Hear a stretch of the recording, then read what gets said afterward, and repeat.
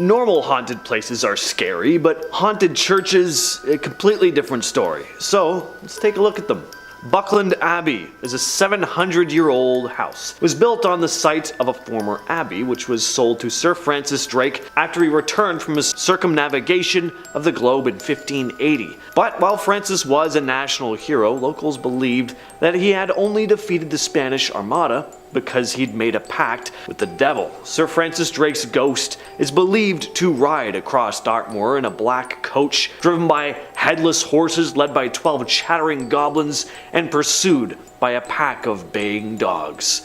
That is the most metal thing I've ever heard. But it's also kind of terrifying. It's also said that any living dog that hears the spectral hound is said to die instantly. So that's kind of sad. I'd veer away from this place if you have a dog. Egg Hill Church is one of the most haunted churches out there. Legend has it that the crazy pastor of the Egg Hill Church ended the lives of all of his parishioners post-communion, and soon after hanged himself and died as well. Because of this, visitors have reported hearing the cries of victims that died at the hands of the pastor, even though the building remains locked and empty. That wasn't enough. Word has it that the abandoned church and its premises are vandalized and haunted by ghosts. But the interesting thing is, Egg Hill Church did reportedly bear witness to a strange miracle. According to a story, a tornado struck the area during a camp meeting near the church, damaging trees and snapping branches all around. But the tents and the trees at the camp remained intact as people kneeled and prayed during the storm. So could these spirits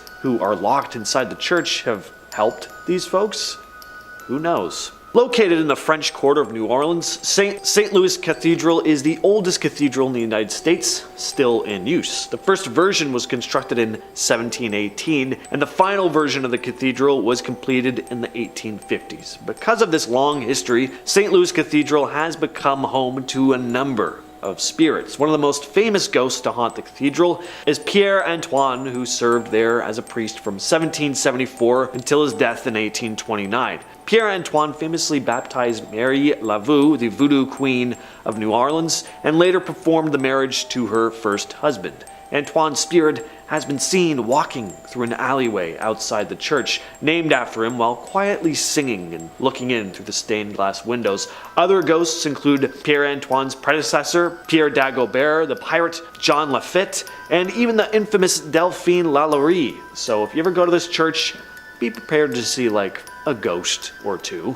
St. Mary's Episcopal Church, Kansas City. Father Henry David Jardine, a controversial Episcopal priest, is believed to haunt his former congregation at St. Mary's Episcopal Church. Henry came to the church in 1879, when it was still St. Luke's mission. He caused controversy by introducing Catholic practices, and there was speculation about him having a troubled past. In 1886, Henry died in St. Louis from an apparent chloroform overdose, which the Episcopal Church ultimately deemed was because of him taking his own life. Because of this, he could not be buried at St. Mary's as he'd intended, and the years since his death, visitors have smelled incense where there is none, and seen a ghostly figure thought to be him looking out one of the second-floor windows. During one paranormal investigation, an electromagnetic field detector went off near the altar, and the apparition of a priest was caught on film. In the year 2000, Jardine's body was moved to St. Mary's, and his final resting place now sits below the church's altar, and you'd think he'd stop showing himself around the church, but he hasn't. Constructed between 1882 and 1885, Most Holy Trinity Church in Brooklyn, along with its adjoining school and rectory, is believed to be extremely haunted. In 1897, church sexton George Stells was a victim of homicide in the church, but the criminal was never caught. Since then, a bloody handprint has occasionally appeared on the wall leading up to the bell tower, which is kinda cool. The school was built in 1887 on the site of the church's graveyard, although all the bodies were said to have been moved to a different location. Ghostly activity makes some suspect that a few bodies remain beneath the school. Yeah, building on top of a graveyard, I don't think that's ever worked out well for people. Always hear creepy stuff happening after that. People have seen lights in the gymnasium turn on and off by themselves for years, and heard footsteps when the gym is completely empty. The rectory is also the site of paranormal activity. The bedroom formerly used by Monsignor Michael May who died in 1895, is rarely used because of his ghost making noises in the room throughout the night. Dogs visiting the rectory have also been known to stare at the main staircase, even though it doesn't appear that anyone is there. But at least they don't drop dead instantly like before. The construction of St. Bartholomew the Great Church began in 1120, located in what is now West Smithfield. A monk and Norman courtier named Rahere was responsible for receiving land and funds from King Henry I to build the church. There's a lot of history contained in St. Bart's, including some stories that are particularly dark. A number of homicides and executions took place on the grounds of the church, including the burning of heretics. And today, several resident ghosts and unnamed entities reside within the church walls. The Duke of Argyll, the painter William Hogarth, and the apparition of a priest have been seen in the church. There's also a white mist that appears in the center aisle of St. Bart's, and some reports indicate the mist forms into the shape of a woman. The positive energy is countered by a black mist that is also seen in the church and is thought to be residual negative energy of all the violence seen at St. Bart's. The church's most famous ghost, though, is Rahere himself. The monk has been seen wandering the church, supposedly looking for his foot, which was allegedly stolen from his crypt centuries after his death. Why would someone take a foot? Give that back. That is not nice. Don't steal dead people's feet. It's also said that his ghost appears on the first day of every July at 7 a.m., so that's something. Number 5. Ozzy Osbourne. Black Sabbath frontman Ozzy Osbourne is so notorious for his connections to the occult that his nickname, Ozzy Prince of Darkness, was even made the name of his solo studio album. His personal connection to the devil is well documented, as he has been open about it throughout his career. In a 1984 issue of Hit Parader, Ozzy said, "I really wish I knew why I've done some of the things I've done over the years. Sometimes I think I've been possessed by some outside spirit. A few years ago, I was convinced of that. I thought I truly was possessed by the devil. I remember sitting through The Exorcist a dozen of times, saying to myself, yeah, I can relate to that." In another issue, he stated, "I don't know if I'm a medium for some outside source. Whatever it is, frankly, I hope it's not what I think, Satan." Now, he also practically admitted that he made a deal himself, saying, "I already have. Well, you sell your soul to the devil when you do something yourself that you shouldn't, and I already have. I've effing lived my life to the fullest. If there's an afterlife, I've got a good effing spot in the furnace, you know?" Number 4. Johann Christoph Hasemann. Born in 1651 or 52, Johann Christoph Hasemann was a painter who allegedly sold his soul to the devil after the death of one of his parents. In exchange for relief from poverty and depression, Johann agreed to be the earthly son of the devil for 9 years. Afterwards, his body and soul would pass into the devil's hands. Johann claimed that he signed 2 documents confirming the pact, one penned with ink and the other in his own blood. As the due date approached, the painter grew worried. In 1677, he sought help from a Catholic priest who performed an exorcism on the young man. The ritual soothed his troubled mind as he had a vision in which he successfully retrieved the pact penned in blood. Soon after, Johann sought to annul the ink-written contract. He secured a second exorcism in 1678, which succeeded in calming his nerves again. He continued to paint after the exorcisms, creating several pieces that depicted his encounters with the devil. Such works illustrated in his journals described his visions. Toward the end of his life, Johann joined the Brothers Hospitallers of St. John of God. He died in 1700. It's said that he was frequently visited by the devil and other demonic beings who tried to tempt him away from his newfound life of devotion. Number 3. Heinrich Cornelius Agrippa. In the 1500s, Heinrich Cornelius Agrippa was a scholar who devoted his life to writing about the occult. In his books, he mentioned the devil a lot and breaks down exactly how witches perform magic spells. You may be wondering how exactly he got all this information. Well, he claimed when he was a young man, he gave in to the temptations of the devil and learned how to perform magic by following around groups of witches. Then he apparently found Jesus and managed to save his own soul. He wrote his books in order to teach others to keep the devil at bay. During his lifetime, he published 8 huge books about the occult. Even though he was so public about being friends with the devil, he was never put to death for witchcraft. Perhaps he was seen as publishing such valuable information information on how to battle the devil, so they just wanted to keep him alive to learn more. While it would seem that he would have been promoting witch hunts in the church, he actually pushed for people to be more sympathetic and understanding. He wanted to help save them from the devil's grasp and have God save them through prayer rather than burning them at the stake. Number 2. Robert Johnson. Robert Johnson was an American blues musician from the early 20th century who, as legend has it, acquired his musical prowess from a midnight deal with the devil. Born in 1911, Robert grew up alongside the Mississippi Delta. As a young man, he yearned for musical greatness, and one night he took his guitar to the crossroads in hopes of conjuring dark forces. The devil appeared and took Robert's guitar, played a few songs, and then handed it back, granting the young musician complete mastery of the instrument. The story thus explained Robert's extraordinary skill. It also led to rumors that Robert's drooping eye spoke of an infernal connection, and that he turned away from his audience while performing to hide the presence of evil. Now, Robert did little to discourage these stories. If anything, he played into it with the lyrics such as, "Early this morning you knocked upon my door, and I said, 'Hello Satan, I believe it's time to go.'" In 1938, he died under mysterious circumstances at the age of 27. Some say he succumbed to syphilis, others poisoning, whereas others contend it was the devil himself collecting his due. And coming in at number 1 is Bob Dylan.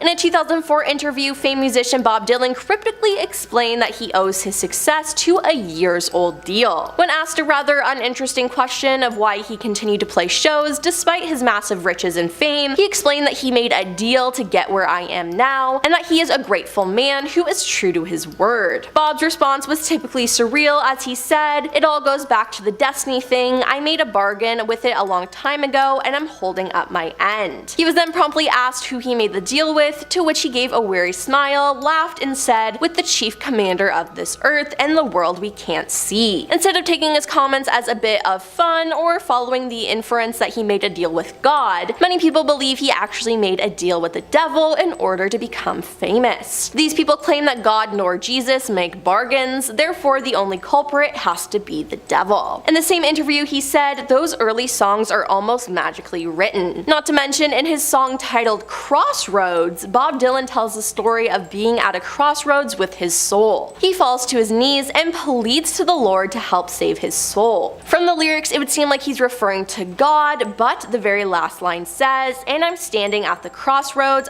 believe I'm sinking down." Most people believe that this crossroads that's being referred to is the same place that Robert Johnson once reportedly knelt down to offer his soul to the devil in exchange for the success in his music career. Coming in at number 10, we have Jay-Z. Can you become the king of the rap game without selling your soul to the devil? Well, probably, but people still think that Jay-Z must have made some sort of deal with the devil in order to make it to the top. There's a lot of hints of satanic symbols in his music videos, and people think that he is in the Illuminati. And this could be real. Maybe him and Beyonce are in a league of evil rich people who want to make the world fall apart so they can control it. But in order to think that Jay-Z is in the Illuminati and sold his soul to the devil, you have to believe in the Illuminati and you have to believe in the devil. And if you don't believe in either of those, Jay-Z is just a very successful guy. That's it. Coming in number 9, we have Johann Georg Faust. Now this one's a little bit of a weird one because it's hard to tell if a dude from the 16th century sold his soul to the devil because he actually put a pentagram on the ground, threw some goat's blood on it and did a little dance and sung a little song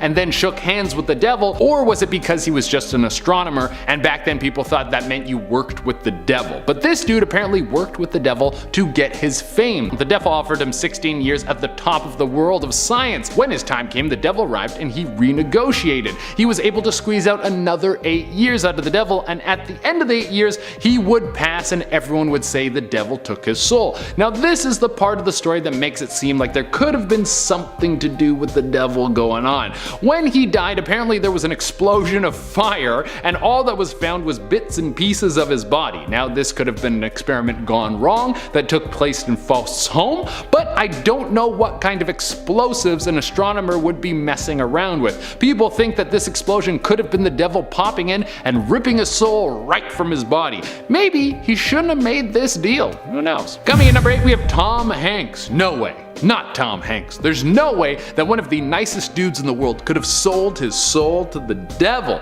Well, let's look at the evidence first. He has not only been very successful in Hollywood, but he has also won many Oscars. That is supposed to be a sign that you're part of the Illuminati. He has a really rude son, and that might be because God has cursed him for worshiping the devil. I mean, that is probably just what happens when a kid grows up rich and his parents are too nice to put him in his place, but it also could be the work of God laying down his wrath. But even all of that doesn't mean he sold his soul to the devil so he could be rich through the Illuminati forever. But then people who love to dive deep into conspiracy theories say that Tom Hanks got coronavirus. So that means that he is a pawn in the Illuminati plan. He faked getting sick so that people would believe in the virus and they could continue to take over the world. Whoa! I love these sold your soul stories because they just get crazier and crazier. Coming at number 7, we have Urbain Grandier. It would seem that the devil's reaches far because he has even made a pact with a dude who was the Pope. Now, there isn't a whole lot of evidence that proves whether or not Urbain sold his soul before or after he was Pope, but there is a lot of evidence that this dude was up to some nefarious stuff. He would apparently host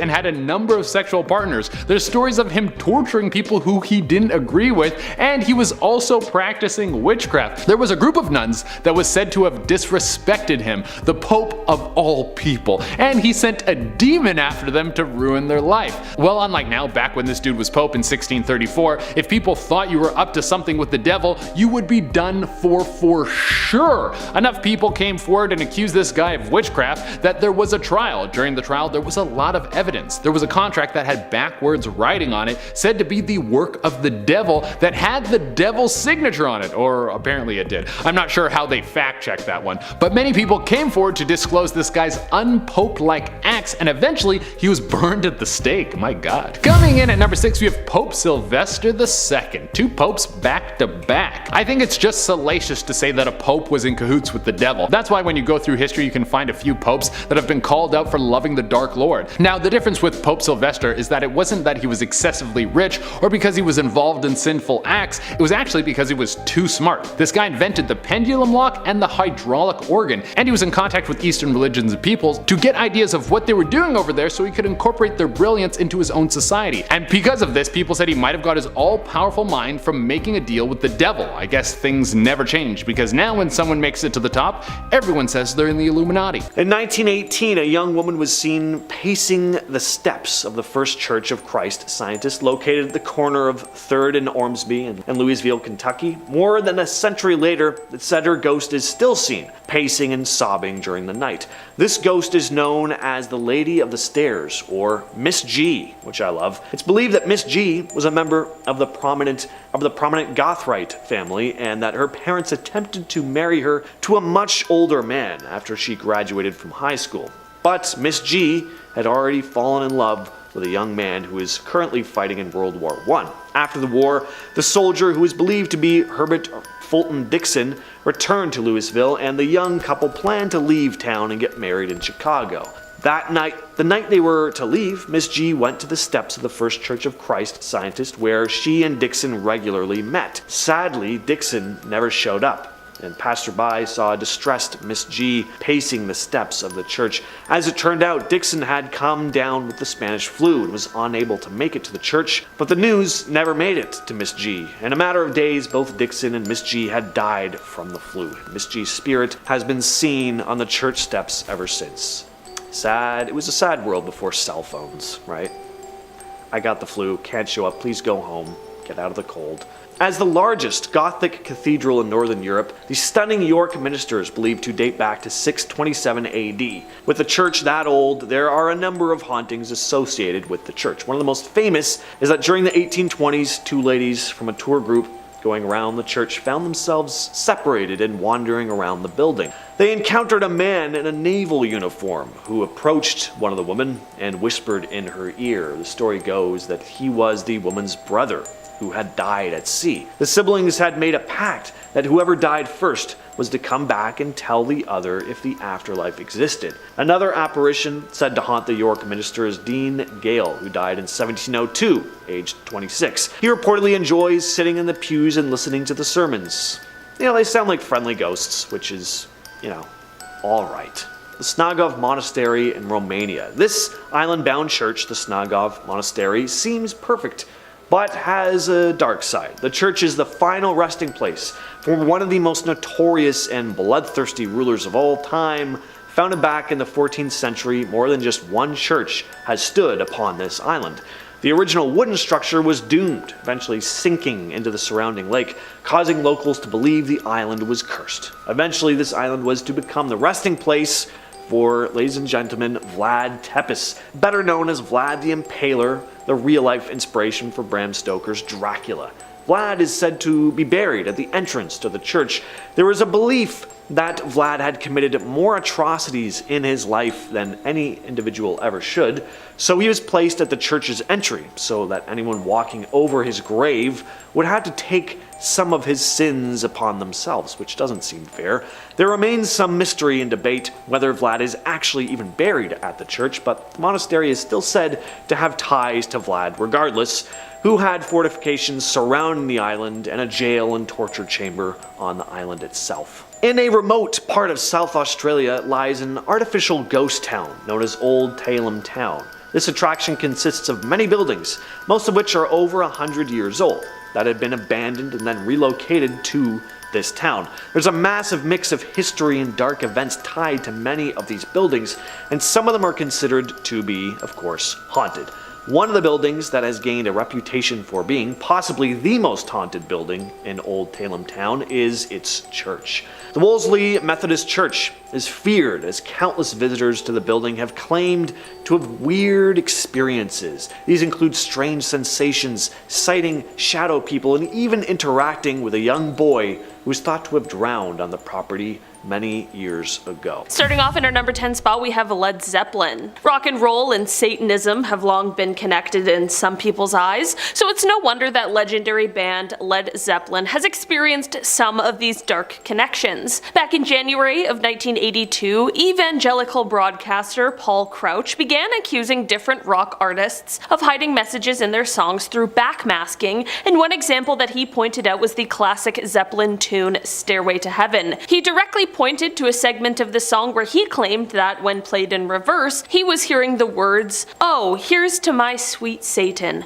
the one whose little path would make me sad, whose power is Satan. He will give those with him 666. There was a little tool shed where he made us suffer, sad Satan." Since this accusation of satanic messages, this has definitely become one of the most famous instances of alleged backmasking, which has only added to the legacy of Zeppelin. In our number 9 spot today, we have Bob Dylan. Not necessarily who I expected to put on this list, but there was an interesting interview back in 2004 that made many people speculate that the musician might have sold his soul. In the interview, he was explaining that he owes his years of fame and success to a deal he made. The interviewer asked, "Why are you still out here?" To which Dylan replied, "It goes back to that destiny thing. I made a bargain with it, long time ago, and I'm holding up my end." The interviewer, of course, had to follow up on what that cryptic message was, so he asked, "What was your bargain?" Dylan replied, "To get where I am now." The interviewer asked, "Should I ask who you made the bargain with?" He replied, "With the chief commander." The interviewer clarified, "On this earth?" To which he answered,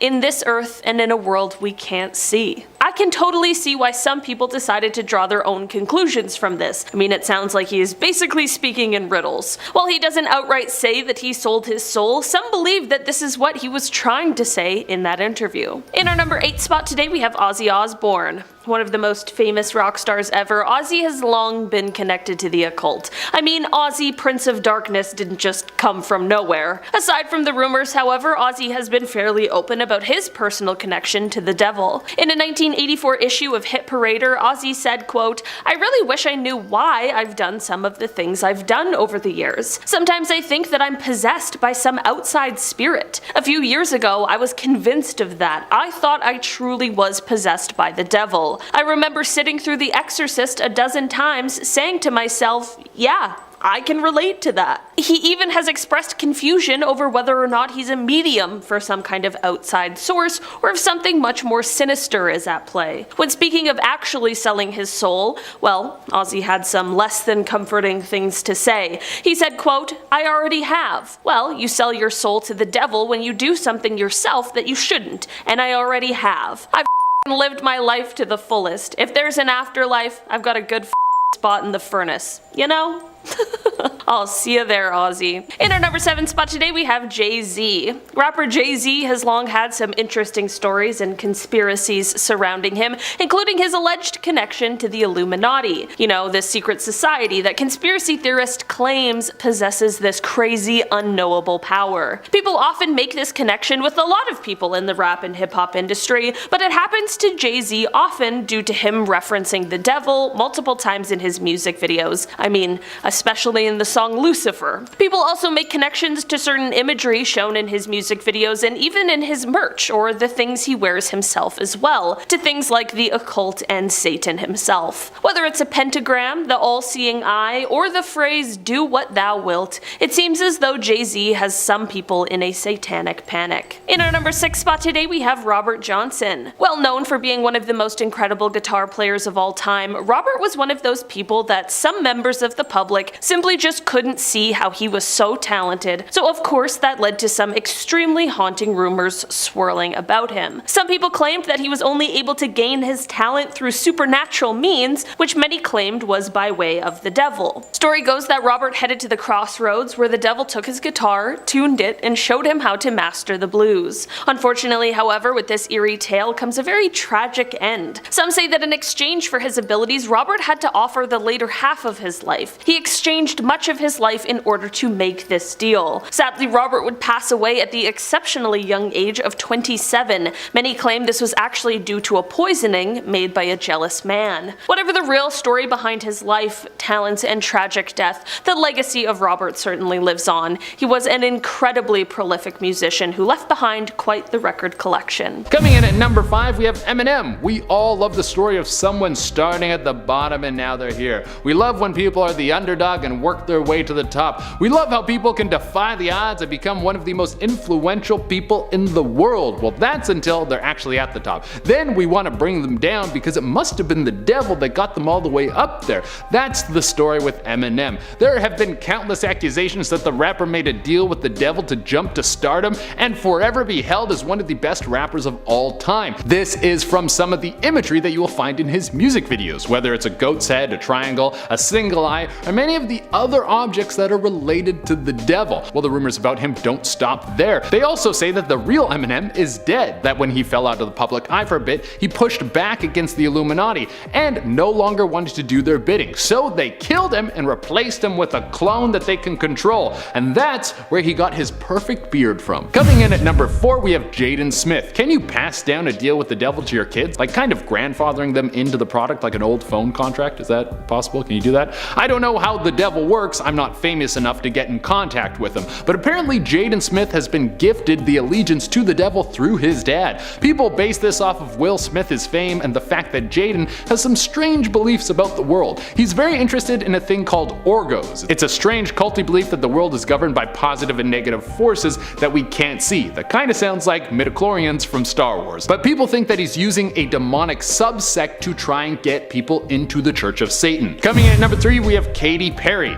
If you become a massive celebrity, there's only one answer, and that is the Illuminati. There's no other reason you could make it to the top. Well, for Katy Perry, that's what everyone thinks. There is a ton of stuff we could pull from, but her biggest one is the music video Dark Horse. Because if any celebrity does anything that even comes close to resembling a pyramid, you better believe that conspiracy theory people are going to come running for it. And of course, this music video has an Egyptian theme, meaning that she must have sold her soul to the devil. There was also the time she performed at the Grammys and they had her in a witch's theme with a massive crystal ball. This means that she was of course doing a satanic ritual in front of the whole world. I mean, what else could it be? Coming in at number 2, we have Oliver Cromwell. Cromwell was a fading politician and commander in the 17th century. Every champion must fall, and usually they don't get back up after their time has come. But with Cromwell, it was quite the opposite. He was able to have a second breath in his career. He was able to stand in the limelight once more. He was able to have all the people clamor at his feet and become the top dog once again. Again, this second run at life saw him become a prominent political figure and a very skilled tactician. While this was probably hard work and intelligent moves, most people wrote this off as the man selling his soul to the devil. Now, the backing to this theory comes from the legend about him when he dies. There was apparently a storm that came over the city and was raging the entire night.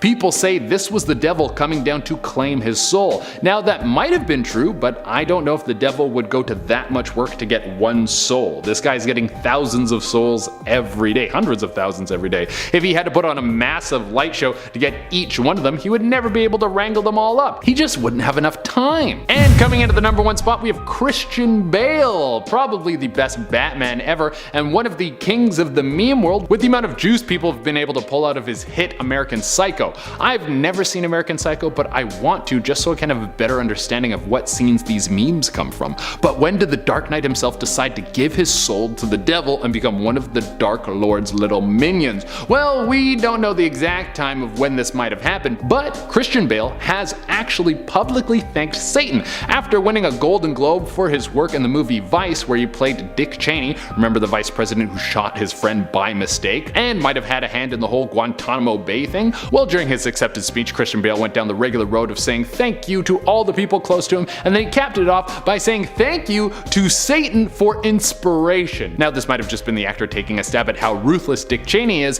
saying that the man is actually the devil, or maybe he was actually thanking the devil for giving him the juice he needs to do what he needed to do to play the role. Like the devil materialized in his room and helped him go over lines. If that is the case, the devil doesn't seem like that bad of a dude. Number 10. Maria. Ouija boards are wooden boards with planchettes that people use to try to communicate with the dead or even try to summon demons. It appears that this actually happened in 2006 at an all-girls Catholic school near Mexico City. Nearly 15% of the school started to suffer from mysterious symptoms, everything from headaches to difficulty walking, that would come and go with no warning. It was determined that the cause of this was a student named Maria, who had used a Ouija board to summon a demon. After finding out, she was expelled from the school. There are many reasons that certain people might try to call upon a demon, whether it be to take care of an enemy or try to become famous. So what was Maria asking for? Gotta be a good reason, right? Well, it turns out she had asked the demon to help her school win a basketball game. Definitely a good reason. Number 9. The Ammons family. Latoya Ammons lived with her 3 children in a small home in Indiana. While they only lived there for a year, she said that their entire life was turned upside down. The things that occurred in the home were written down in a document of interviews and police reports that was almost 1,000 pages long. So just what happened? Shortly after they moved into the home in 2011, they were swarmed by flies, even in the cold winter months, and no matter what the family did, they just kept coming. One of her children apparently levitated over top of their bed, another climbed backwards up the wall, and all of them spoke in deep demonic voices. These events were witnessed and believed by both child support workers, hospital nurses, and police officers.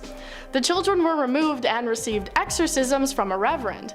After everything had been done, Latoya and her family moved away, believing to this day that her home and her children had been possessed by demons.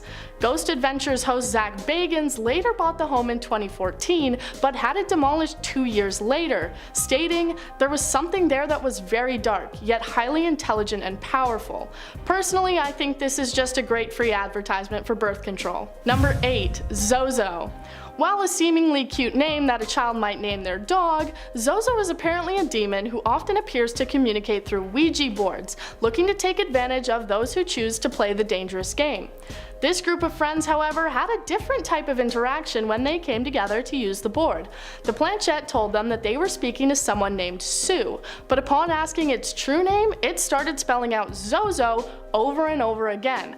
It didn't stop until one member of the group asked it to. When asked why it had listened to him, Zozo told him that he was special. The group member then became able to guess what the demon was going to answer, and was even correct in calling it out when they blindfolded him, saying that Zozo was speaking to him in his head. Eventually, they ended the game when Zozo started to spell out the group member's name over and over again, the demon only leaving when he specifically asked him to. But apparently the experience wasn't all scary, as they reported that the demon had, quote, cracked jokes and said some funny. In my opinion, a demon who cracks jokes is still a demon, and I wouldn't really like to mess with it. Number 7. Roland Doe. In St. Louis, Missouri sits a home that was once the residence of a boy named Roland Doe, also known as Ronald Hunkler or Robbie Mannheim. When he was 13 years old, he became distraught over the loss of his beloved Aunt Harriet. She had apparently taught him many things, including how to use a Ouija board, because nothing bad has ever happened from using a Ouija board. He quickly started to experience strange things like scratching sounds, leaking walls, and his mattress moving. Multiple exorcisms were performed on him but seemed to fail, scratches appearing on his body including an X which they thought represented the number 10, saying that he had 10 demons inside him. As time went on, he would seem to be normal during the day, but at night would enter trance-like states, screaming and reacting violently to sacred objects. Ronald finally appeared to be cured after a final exorcism where he said he saw a vision of Saint Michael defeating Satan on a battlefield. Number 6. George Lukens. In the 1770s, a tailor named George Lukens started acting strangely. He was speaking in strange voices, making inhuman noises, and would go into fits of rage out of nowhere. He stayed in a hospital for 18 months where doctors deemed him incurable, not really sure what was wrong with him. People started to gossip that he was bewitched, and George himself said that he was possessed by no less than 7 different demons. Finally, in Bristol's Temple Church, 7 priests oversaw his exorcism. He apparently stated that he was the devil himself, becoming more violent and singing hymns backwards. Eventually, the priests finished their ritual and demanded that the demons return back to hell, and apparently, it worked. Lukens called out "Blessed Jesus," started praising God, and thanking those that had helped him. George Lukens went on with his life, after the event always being described as calm and happy. It's not often that you get a happy ending to these types of stories. In our number 5 spot today, we have Niccolo Paganini. Niccolo was a professional violinist who was born in 1782. His parents began to send him to lessons when he was just 5 years old, and by age 15 he was already touring the world because he was so talented. What's interesting about Niccolo and his story, other than his obvious musical genius however, is the rumors surrounding his talent and subsequent recognition. According to some, people believe that his own mother summoned the devil in order for her son to be the extreme talent that he was. There are many modern diagnoses that could potentially explain some of what made Niccolo so talented, and I mean, we all know quite well that sometimes people are just born with extreme talent, but of course, in the early 1800s, people and their imagination certainly ran wild. The final reason why people believe Niccolo may have made a deal with the devil is because shortly before his death, Niccolo was quite sick. The doctors had a feeling he was nearing death, so they sent in a priest to pray over him. When Niccolo first saw the priest, it is said that he freaked out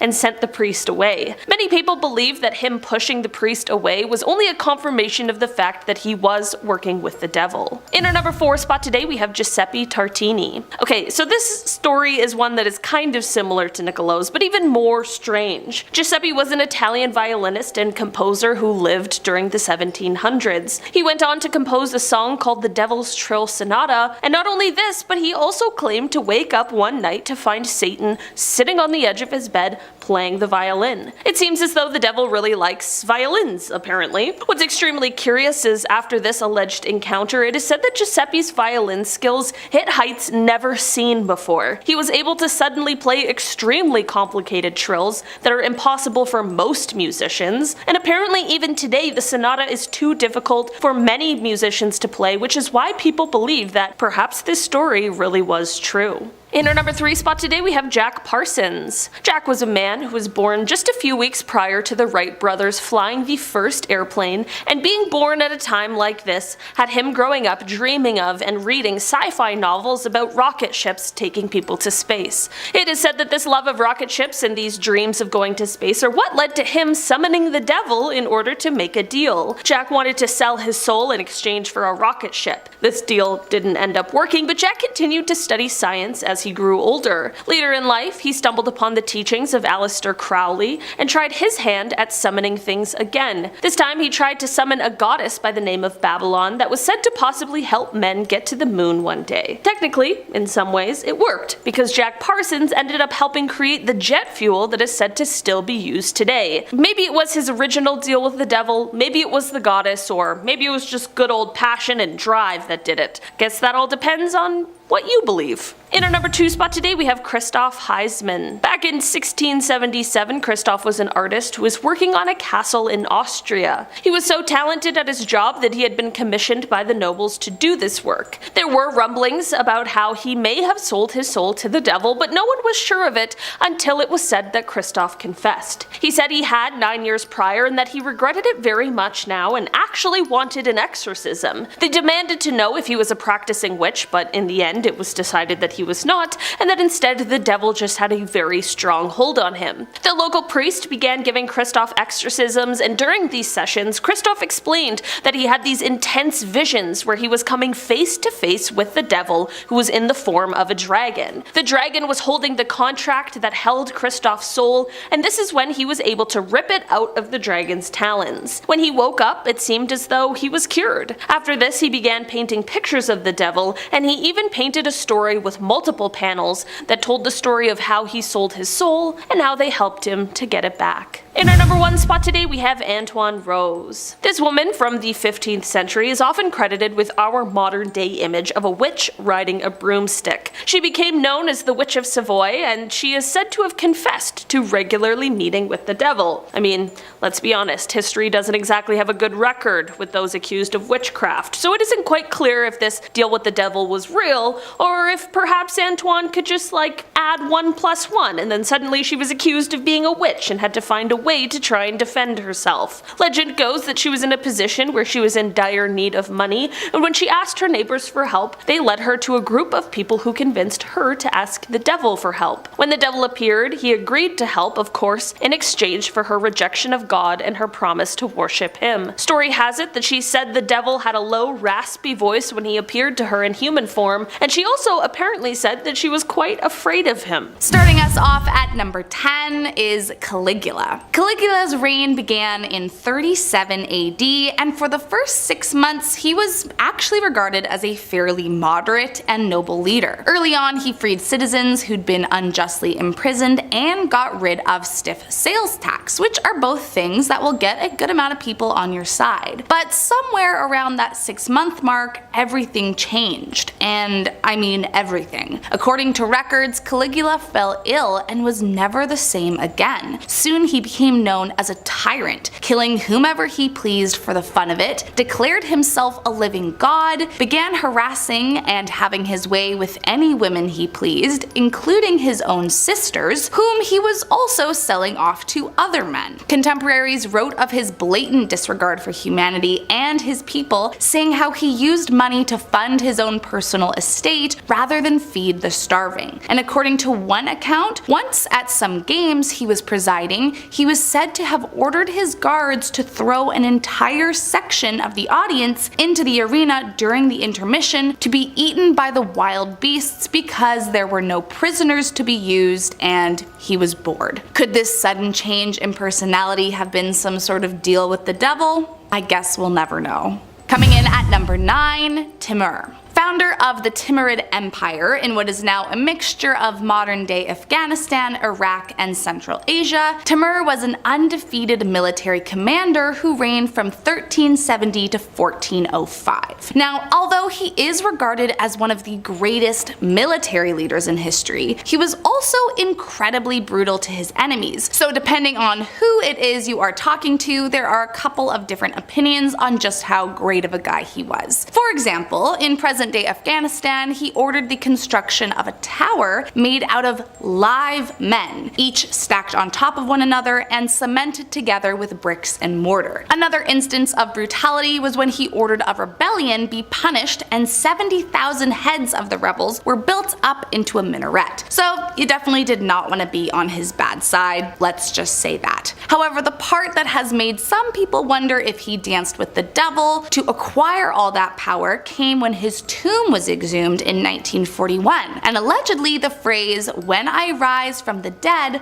the world shall tremble," was inscribed into his tomb. Additionally, inside the casket, another inscription read, "Whomever opens my tomb shall unleash an invader more terrible than I." Coming in at number 8, Countess Elizabeth Bathory. Born in 1560 into the Bathory family of Hungary, Elizabeth was a noblewoman who was a lot less noble than her title suggests. Famously nicknamed the Bloody Countess, Elizabeth, along with 4 of her servants, became a rather notorious figure after it was revealed she had been luring young virgin peasant women into her castle, promising them a job and a better life, before instead brutally harming them to their deaths. According to texts, her devious methods included sticking needles under their fingernails, covering girls in honey before unleashing bees on them, and biting off chunks of their flesh. But it was said no matter what, with each victim she always bathed in their blood. And while the actual number of victims is up for debate, there are some accounts that believe the number could have been as high as 600. Now, as far as her intentions behind the killings were concerned, in some circles it was rumored she was a vampire, while others believed she was hunting down those she suspected to be witches. But some think it was some kind of deal she made with the devil to stay young and beautiful forever. In the end, the craziest part of the whole ordeal was that she never really had to face the music for her crimes. She simply lived out the rest of her life on house arrest, roaming freely around her castle.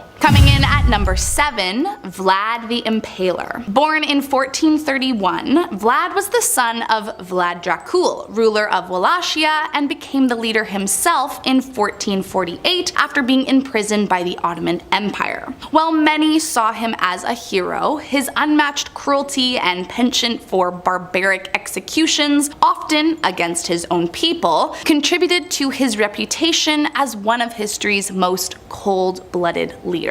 Vlad was known to perform disembowelment, beheading, and even skinning or boiling his victims alive. Still, his preferred method was impalement, as his nickname hints at. After one famous military victory against the Ottoman Turks, Vlad supposedly had around 20,000 men impaled on the banks of the Danube. When the second wave of invaders arrived, they are said to have immediately retreated upon seeing the grotesque forest of corpses. According to some accounts, Vlad also enjoyed dining among the thousands of impaled bodies and would even dip his bread into the blood of his victims. Coming in at number 6, Dr. Sigmund Rascher. There were many evil scientists researching cruel experiments during World War II, and one of the worst doctors of the time was Dr. Sigmund Rascher. When he joined the army, he asked the leader if human subjects could be provided at his disposal, and by 1942, his wishes were granted. He began conducting experiments in pressure chambers where he would simulate a high altitude and then quickly alter the pressure to simulate the conditions of a pilot free falling with no oxygen. But he was most well known for his cruel freezing experiments on 300 prisoners, supposedly to figure out the best way to warm up soldiers who experienced hypothermia. To do so, he would either force his victims to remain outdoors, completely naked in freezing temperatures for up to 14 hours, or would place them in tanks of ice water for 3 hours, measuring their pulse and internal temperatures all the while. From there, he would warm up the victims, experimenting with a variety of different temperatures, including boiling water, often causing further harm. Along with his freezing experiments, Sigmund would administer polygol, a substance to aid blood clotting, and then shoot or amputate a limb on his victims to see the speed at which they would bleed out. I mean, it wouldn't be hard to imagine a deal with the devil in his case. Number 5, Charlie Charlie. If you were in school around the same time that I was, it's likely you've heard the story of Charlie Charlie, or even gathered around a desk with your friends to try and play it yourself. The game works like this. You split a paper into 4 sections, 2 labeled with yes and 2 labeled with no. You then stack 2 pencils on top of each other and ask, "Charlie, Charlie, are you there?" The pencil is then supposed to move on its own to point to a yes or no answer. You can then go on to ask Charlie whatever burning questions are on your mind and it will give you an answer. The person moving the pencils is supposedly a demon who was a child named, you guessed it, Charlie. While it may seem like a simple game, there are plenty of videos and stories of teens playing the game and supposedly actually summoning Charlie, the pencils moving and seeming to bring with them an aura of unease. This is an easy enough game to try out for yourself if you want to, but I'll leave that up to you guys. Number 4. Estefania Lazaro. This girl was born in South Madrid in the 1970s, and according to her parents, Estefania started playing around with the occult from a young age. Eventually, she ended up performing a seance at school in an attempt to contact one of her friend's deceased boyfriends. The ritual was interrupted by a teacher, but her friends said that they saw a strange smoke going up into her mouth and nose. Since that day, she started suffering from hallucinations and seizures, but doctors weren't able to find anything medically wrong with her. She was then found deceased in her bedroom in 1991, but there seemed to be no explanation for how she had actually died. Her parents blamed it on her connection to the occult and her usage of a Ouija board, and strange things started happening in the house afterwards. This ranged from banging noises to objects appearing to jump from shelves. It seems that she hadn't managed to contact her friend's dead lover, but instead something far more sinister. Number 3. Revenge. Summoning demons isn't just a thing of the past, and many true believers still attempt to do it today. One user took to the internet to tell his story of attempting to summon the demon Malphas, who is supposedly second in command under Satan, having 40 legions of demons working under him. He wanted to get revenge on someone from school, and so he started a ritual. He drew a symbol on the ground in blood and swallowed salt to try and prevent getting possessed. He lit candles and supposedly had a real skull, all of which he laid out before reciting a prayer that is meant for Satan, but changing the name to Malphas. He said he then woke up face down on the floor and covered in blood, 5 hours apparently having passed since he first performed the ritual. He said he was terrified and could feel the presence of the demon in his room. I think he shouldn't have been so surprised. If you try and summon a demon, don't be too shocked if one shows up. Number 2. Gottlieben Dittus. In the 1800s, a woman by the name of Gottlieben Dittus lived in a small village in Germany. She was very religious growing up, and when her parents died at a young age, she lived with her siblings, continuing to attend services. However, strange things started to happen to her. She said that her house was haunted and she would often go into trance-like states. She said she was being visited in the night by the ghost of a woman holding a baby in her arms. She thought that evil spirits had been after her since she was a baby and her mother had been keeping them away. She also said her aunt was a witch, who may have been responsible for the evil spirits and demons. Eventually, it was determined that she had been possessed, and she underwent an exorcism that lasted 2 whole years. The Reverend reported her throwing up glass, nails, and blood, and she apparently became very physically violent.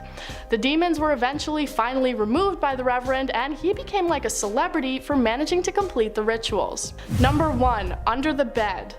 6 years ago, one person told the story of how they think they may have accidentally summoned a demon in their youth. From a young age, they had been obsessed with dark and creepy things and had decided to make themselves a creepy doll, because hey, who wouldn't? But when sewing it closed, they pricked their finger, trapping some of their blood inside the doll. From then on, they always felt like they were being watched, and even said they would hear raspy breathing at night. They felt they knew there was a spirit with them and asked its name, and it replied in the same raspy voice saying, "Adam." They also recalled a time when they had sensed a presence in their room and looked under their bed to see a face, looking at them obscured in the dark. Even when they moved houses, they left the doll behind, but it suddenly appeared in a drawer in their new home. More things would continue to happen for years, like objects disappearing or sounds from empty rooms. Eventually, they had a friend come over to visit who became panicked when apparently hearing the raspy voice repeating its name.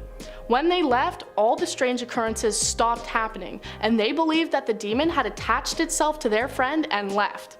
I don't know about you guys, but if one of my friends stuck a demon to me, I don't think I'd ever talk to them again. Coming in at number 10 is Travis Scott. On November 5th, 2021, 8 people died and hundreds more were injured in a deadly crowd surge at Travis Scott's Astroworld Festival at NRG Park in Houston. Despite calls to stop the show as fans struggled with the growing audience, Travis continued performing for a reported 37 minutes after the festival had been declared a mass casualty incident. Now, some people think this happened on purpose as Travis made a deal with the devil. Online theories about the event went crazy. People have said the stage was shaped like an inverted cross leading to a portal to hell, which they believe was represented by the arc-shaped set on stage. They also pointed to a shirt Travis wore at the show that depicts human figures walking through a door and emerging with what looked like horns as further evidence that Travis was leading fans to hell and sacrificing people's lives intentionally for his part of the deal. If you don't believe that there was nothing demonic about that whole concert, you are spiritually blind, and I pray that God opens your eyes, said a man in a post on TikTok. Other signs people have pointed to online include 8 pyrotechnic flames along the front of the stage representing the 8 initial victims of that night, and a stage backdrop that said "See ya on the other side." It's very sad that 8 people lost their lives, but could it have been planned? I don't know. Number 9. Giuseppe Tartini. An Italian violinist claimed the devil appeared to him in a dream and played for him the most incredible piece of music he had ever heard. Here is how he described the experience. "One night in the year 1713, I dreamed I had made a pact with the devil for my soul. Everything went as I wished. My new servant anticipated my every desire. Among other things, I gave him my violin to see if he could play. How great was my astonishment on hearing a sonata so wonderful and so beautiful, played with such great art and intelligence as I had never even conceived in my boldest flights of fantasy." Upon waking, Giuseppe tried to recreate it, and that became his magnum opus, known as the Devil's Trill Sonata. Number 8.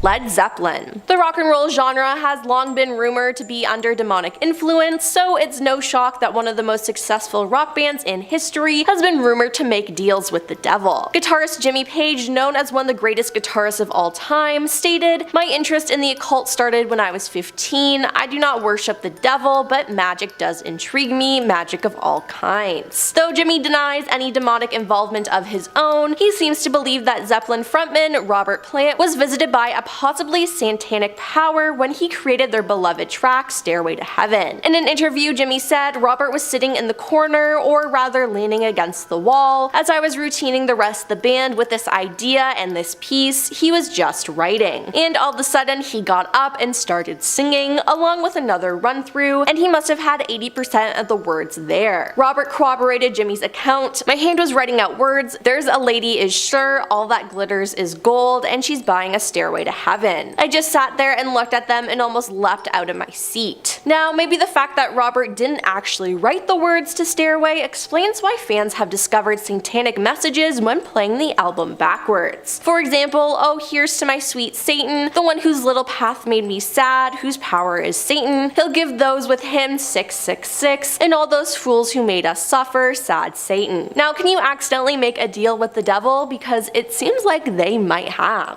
Number 7. Johann Georg Faust. This 16th century German astrologer and alchemist was an intelligent and successful man, but this wasn't enough for him. He wanted supreme power and knowledge and called upon the devil to provide him with it in return for his soul. For 16 years he enjoyed his newfound power before he attempted to back out of the agreement. However, the devil convinced him to renew the pact, knowing that upon his death, Johann's soul would reside for eternity in hell. After 24 long years, the devil announced to Johann that his death was approaching. A huge explosion was heard from Johann's room that night, which was believed to be the act of Satan reclaiming his soul. The only thing remaining from the eruption was bits and pieces of Johann's body, and that's why you don't make a deal with the devil, kids. Number 6. Jack Parsons. Jack Parsons was born just a few years after the Wright brothers flew the first airplane, and he grew up reading sci-fi stories about rocket ships taking people to space. He then tried to summon the devil when he was just 13 years old because he planned to sell his soul in exchange for a real-life rocket ship. Kids,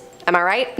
Now, it didn't actually work, of course, but he continued to study science as he grew older and tried to create a rocket engine that was powerful enough to go through Earth's atmosphere. In his 20s, he got involved with Aleister Crowley and his occult teachings, which some people consider to be satanic. Jack attempted a huge spell called the Babylon Working, where he tried to summon a goddess named Babylon that would help men get to the moon someday. Now, technically, it worked. He succeeded in inventing jet fuel that's used by NASA today. So did he actually sell his soul to the devil when he offered it up at 13? And that is the actual reason why he succeeded and changed life as we know it? Well, that all depends on what you believe. Coming in at number 5, we have The Possessed Girl. An American priest told a story of an exorcism he had to perform on a girl. The story starts with the girl just having a bad case of anxiety, but eventually progressed into her losing control of herself. She would contort her body to the point where she would injure herself and even pull out her own hair. The priest came to the home to perform an exorcism on the girl, and soon after she returned to normal. Maybe this was a case of momentary psychosis, or the girl could have really been possessed by a demon.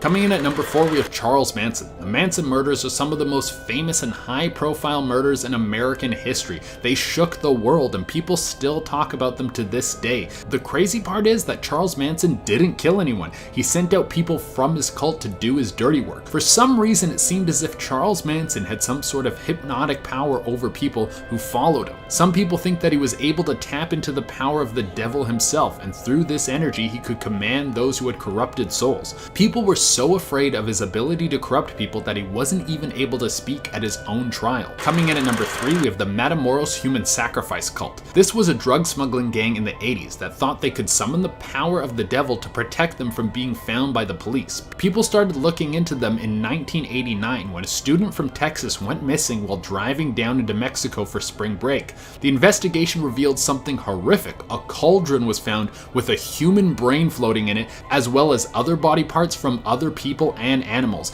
As the police investigated further, they found a burial site that had the remains of the student, as well as dozens of other people who had been mutilated in horrible ways. Eventually, they tracked down the leader of this cultish gang, but before he could be caught, he had one of his henchmen execute him so he would not go to prison. Coming in at number 2, we have You'll Never Catch Me. This was a story I found mentioned a few times on the internet. I couldn't find the exact origin, but some people said it might have come from 4chan. This is one that made me feel like someone was watching me. I'm going to spare you guys a lot of the details because they are extremely graphic, but the post starts with someone saying that they killed someone. It then goes into details about how it happened, how they picked the person, what tools they used, and what they did with the body and how it made them feel. A major part of this post is that they say the whole time they were doing it, it felt as if they were not in control of their own body, like it was some outside force that had taken over them and was forcing their hand. They mentioned that it felt like the devil was inside them. They end the post by saying that they ran off to a new city and no one would be able to connect it back to them. Now it's the internet, so this is all probably fake, but it definitely gave me chills, so I thought it would fit perfectly on this list. And coming in at number 1, we have Genghis Khan, the most successful conqueror of all time. The stories about this man are in a way incredible. I mean, they are horrible, but no one has been able to do what this man did. He created the largest empire ever built. He killed the most people. He killed so many people, the temperature of the planet decreased and he pushed back the effects of climate change. He spread so much of his seed that 1% of the people on the planet can be traced back to him genetically. Now, when you become such a force of death that literally nothing stands in your way and you take over a continent, people will start to make stories about you. Some people say that he was a demon himself, that he was born with sharp teeth and cat eyes, that a horrible dark force supported him and allowed him to do what he did. Out of all the stories on today's list, this is the only one that I would maybe believe that magic was involved, because I don't know if you can be that big of a bad without a little razzle dazzle. Coming in at number 10, we have Jack the Ripper, one of the greatest mysteries that has never been solved, and unless you have a time machine and head back with an amazing forensic crew, it'll probably stay that way. The year was 1888 and a series of brutal murders were starting to pop up in England. The culprit could not be found, but a terrifying note was sent to the Central News Agency and then sent over to Scotland Yard. The total number of victims is unknown, or even if there was a serial killer, but it's thought that that at least 5 people were massacred by this monster. Because there was never an actual person attached to these crimes, some people think that it could have been the work of some sort of demonic being or some person who was under control of an evil demon. It is a little easier to digest when you think a normal person couldn't do something so horrific. Coming in at number 9, we have self-mutilation. Now this one was written on Reddit by a person who deleted their account, so I can't give them credit, and to be honest, the story sounds more like a creepypasta, but I'll give you the rundown.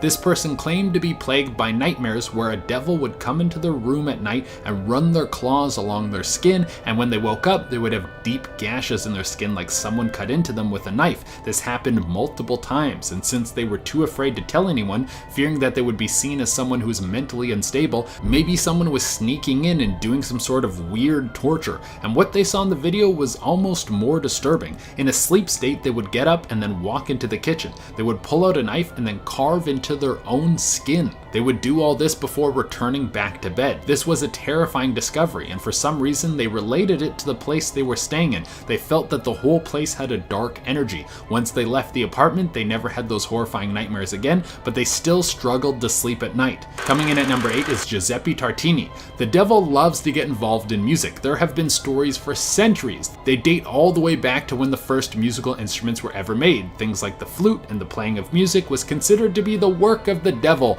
a tool to distract people from work and make them have premarital sex. Oh no, that sounds terrible. And it goes all the way to modern day, where some people think that the music industry is run by the Illuminati, who worship the devil and send out satanic symbols through music videos. One of the most famous stories of the devil in music was that of Giuseppe Tartini. He was one of the first people who is said to have sold his soul to the devil. Tartini had a dream where the devil came to him. In the dream, Tartini handed the devil a violin, and in exchange for his soul, he played him the most beautiful piece ever written. People call this song the Devil's Trill Sonata. When Tartini woke up, he tried to remember it all and write it down, but he could only remember some. People were blown away by this piece, but Tartini claimed that the one he heard in his dream was so much better, it made him want to quit music altogether. At number 7, we have He Got My Brother. This is another one I pulled off of Reddit. This person wrote that when they were a kid, their younger brother killed one of their pet rabbits, and this wasn't an accident. Their brother strangled the creature to death. His parents then sent his brother to a psychiatrist for help, and one night he listened in on the phone line as his mother was talking on the phone with the psychiatrist about his brother.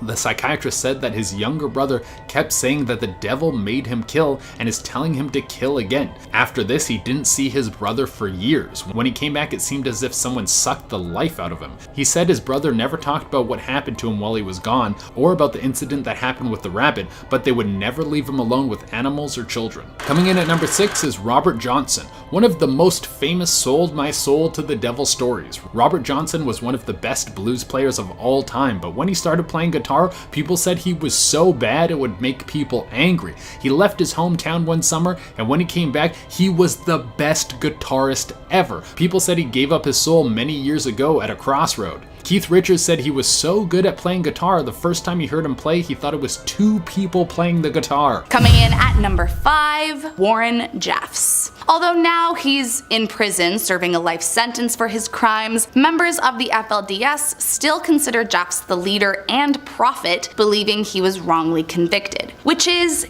insane if you know the backstory. So the FLDS, or Fundamentalist Church of Jesus Christ of Latter-day Saints, is an extreme denomination of the Mormon Church that separates itself entirely from secular life. Their belief is that in order to get into the highest rank of heaven, you must have at least 3 wives. But realistically, the more you have, the better in their eyes. Now, there is a lot to unpack with this entire denomination. Honestly, I could write a whole video on it alone. But essentially, under Warren Jeffs' leadership, the FLDS came under fire as a hate group and a funnel for underage marriages. Prior to his arrest, it was believed that Warren had 87 wives, many of which were not of legal age to marry, and he was not the only one to be in a similar situation. Using the excuse that it was God's will, he routinely married off young teenage girls with very old men, and even created a temple to have his way with any girl he pleased. Ironically, while this was happening, he was sneaking off the commune to gamble, pay for sexual services, and romp around the secular world, living the life he preached was sinful, while committing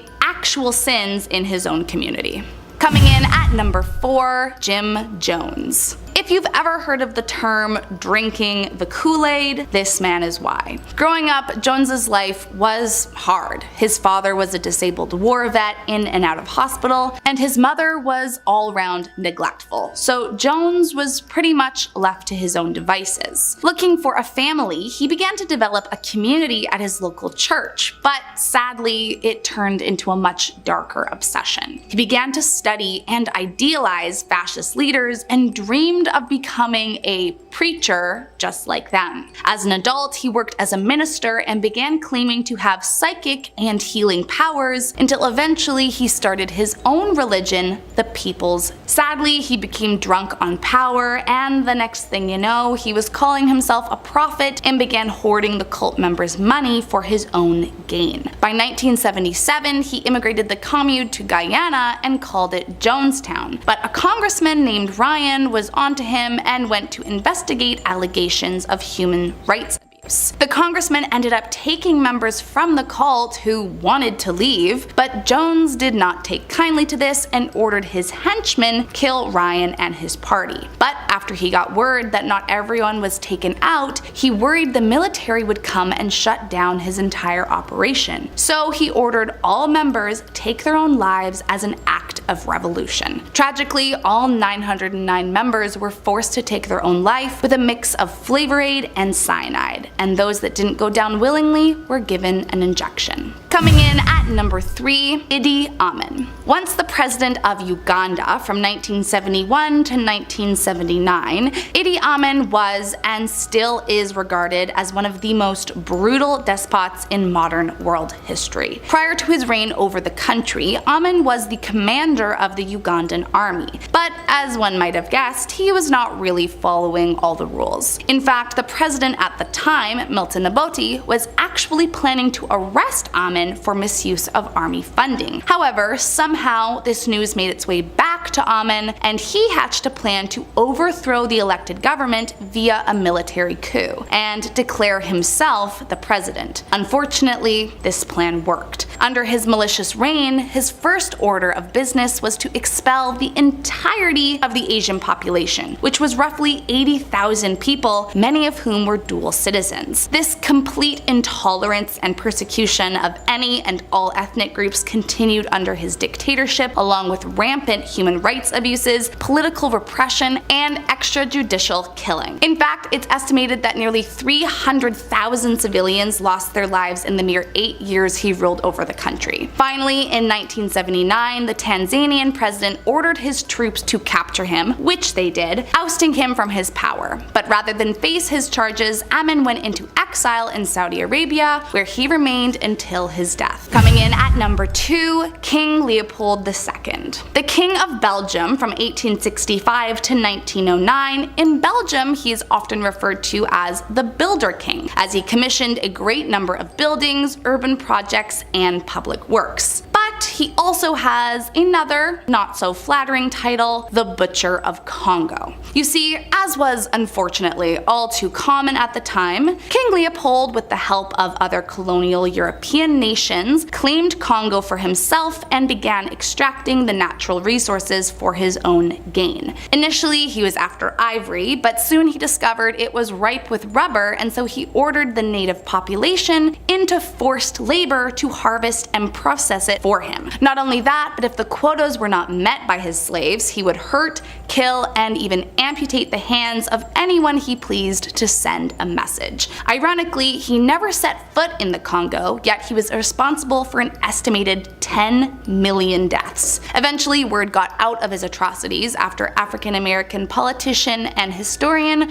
George Washington Williams visited the land and wrote an open letter describing the practices as crimes against humanity, and the outside pressure forced him to sell the land. And last up in our number 1 spot, Pol Pot. Leader of the notoriously cruel communist movement Khmer Rouge from 1975 to 1979, Pol Pot is among some of the most evil leaders in history. During his short but radical rule, the entire country was isolated from all foreign influences. This included closing schools, hospitals, factories, banks, and foreign agriculture, as they believed this would stimulate the rebirth of the country. But of course, all it did was send it into a desolate famine and poverty. The population was forcibly moved to the countryside, where they were ordered to work on collective farms, but with the economy collapsing, people in the country were starving. Still, they could not forage for food. In fact, anyone who disobeyed the orders were killed. Well, actually anyone who was educated or spoke an opposing thought was killed. And in just 4 years, nearly 2 million Cambodians of all ages perished, which was approximately 1/4 of the population. To give you just an idea of the kind of evil this man was capable of, one of the most disgusting practices that took place during his genocidal tyranny was what happened at the Chankiri trees in the killing fields. Innocent sons and daughters whose parents had been killed for a crime against the state were taken to the trees and executed so they could not, and I quote, grow up and take revenge for their parents' deaths. He truly was an evil, evil man.